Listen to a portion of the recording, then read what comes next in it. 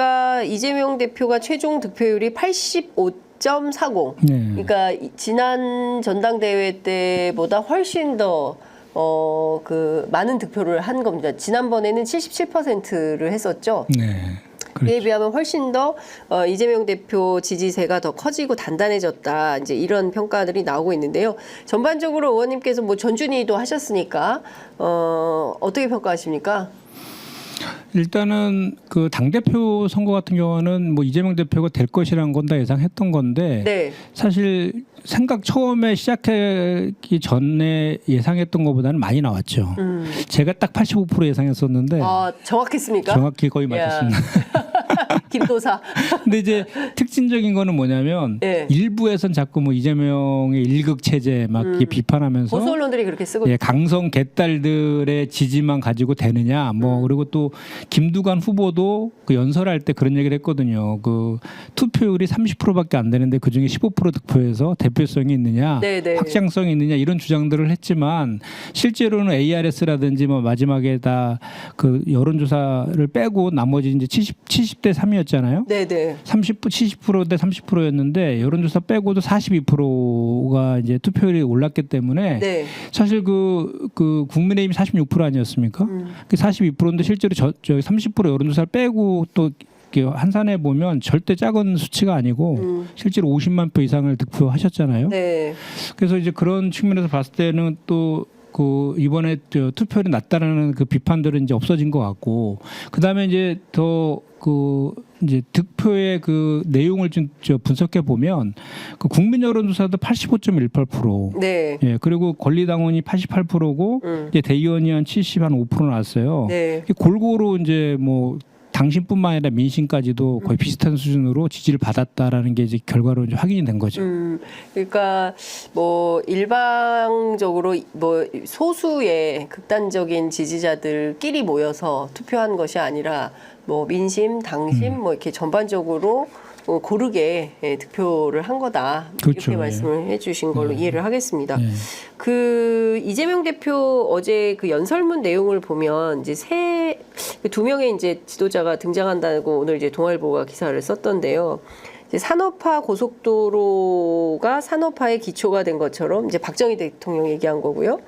그 다음에 이제 정보화 IT 강국 기본이 된 것처럼 이제 김대중 전 대통령 이제 얘기를 한 거죠. 박정희, 김대중 그리고 이재명 대표 스스로가 에너지 고속도로가 재생에너지 중심의 새로운 산업 경제 시대를 열 수 있도록 하겠다. 신기술, AI, 신문명 시대를 지금부터 준비해야 된다. 물론 이제 보편적인 기본 사회에 이런 가치를 넣긴 했습니다.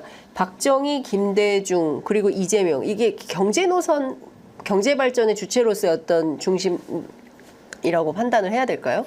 이 연설을 어떻게 봐야 됩니까? 그러니까 통상 민주당은 뭐 김대중, 노무현 뭐 이런 정신을 강조를 많이 했었거든요. 과거에는. 네. 그러니까 이제 그 실용주의자잖아요. 우리 이재명 대표께서. 실용주의자. 실용주의자잖아요. 예. 특히 막 항상 그 먹고 사는 문제를 해결하는 것이 정치의 본령이다 얘기를 이렇게 했었고 예. 이번에도 먹사니즘을 전면에 내서면서 이제 선거운동을 했지 않습니까? 네. 그러니까 이재명 대표의 이제 의중은 이제는 그 우리 더불어민주당의 대표가 아니라 대한민국의 수권 정당을 대한민국의 미래를 이끌어가는 지도자로서의 네. 본인의 이제 그 존재감을 이제 부각시키려는 의도가 있는 것 같고 그러기 위해서는 결국은 경제 아니겠습니까? 경제. 민생을 살려야 되기 때문에 예. 그런 쪽에 방점을 두고 뭐 이념보다는 보수든 뭐 진보든 간에 어쨌든 먹고 사는 문제를 해결하기 위해서 나는 그 역할을 하겠다 이런 의제 표명이라고 보시면 될 것 같은데. 네, 그러니까 먹고 사는 문제를 어쨌든 경제 대통령론 뭐 네. 이런 걸 좀 강화하는 차원에서 박정희 그 다음에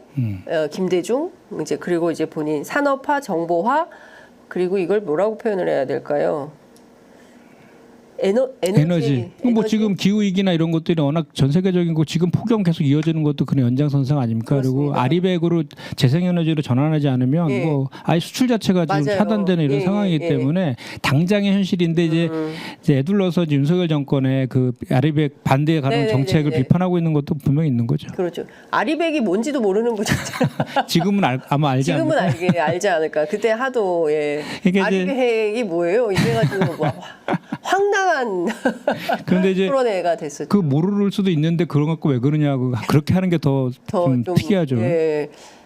모르면 배워야 되고 공부를 해야 되는 건데 리더가 되면 네. 몰랐습니다. 아이, 죄송합니다. 이렇게 해야 되는데 그 태도가 참 불손해서 문제가 더 됐어요. 제가 보면 어제 그 현장에서 그 이제 수락 연설뿐만 아니라 네. 후보 연설을 할 때에도 이런 얘기들을 많이 했거든요. 네. 사실은 그 좀 뭐 이렇게 당 대표나 최고위원 선거하다 보면 우리 당원들이나 지지자들이 좋아하는 그런 것들 많이 하잖아요. 뭐 네, 예를 네, 들어서 네. 특검이라든지 뭐 네. 탄핵이라든지 윤석열 정권의 실정이나 이런 것들을 주로 부각시키면서 하는데 네. 이재명 대표 같은 경우는 온전히 그 본인의 그런 그 뭐 비전이라든지 네, 민생 경제 네. 이런 쪽에 치우쳐서 얘기를 했거든요. 예, 예. 그거는 이제 아까 이제 말씀하신 것처럼 박정희 뭐 김대중 전 대통령 얘기하지만 다들 공과 과가 있는 거니까 네. 그 산업화라든지 경제 살린 이런 거에 대한 것들은 계승하겠다라는 차원에서 얘기하는 것 같고 네. 또 한편으로는 또 중도라든지 보수층에 아, 표를. 표도 좀 이렇게 저희가 예. 확장성 있게 예. 가겠다라는 중도 것도 확장. 예 그런 네. 것도 좀 깔려 있지 않을까 생각합니다. 네, 그렇군요. 그러니까 어쨌든 이제 박정희의 산업화를 강조하고 김대중의 정보화를 강조하는 것은